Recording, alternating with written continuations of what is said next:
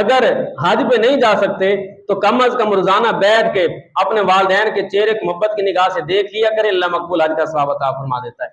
میرے مرشد محبوب صلی اللہ علیہ وسلم فرماتے ہیں کہ روزانہ کم از کم 10 منٹ تک اپنے والدین کا ہاتھ میں پکڑ کر اس کو بوسہ دے کر ان سے پیار محبت کی باتیں کیا کریں، اسے پیار محبت کی باتیں کیا کریں، ان کا حال احوال پوچھیں، کبھی ان کو گھمانے کے لیے سیر کے لیے لے کے جائیں۔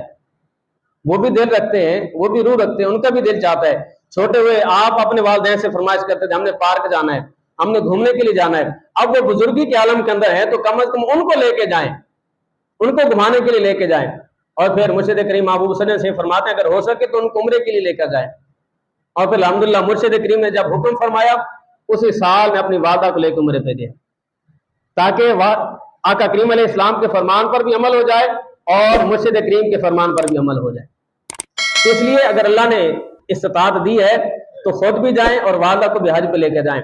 اگر فی الحال نہیں لے کے جا سکتے تو کم از کم روزانہ اپنے والدین کے چہرے کو بیٹھ کے محبت سے دیکھ لیا کریں، اللہ مقبول حج کا ثواب عطا فرما دیتا ہے۔ اس ویڈیو کو شیئر ضرور کریں، ہو سکتا ہے آپ کے ایک شیئر سے یہ بات کسی کے دل میں اتر جائے۔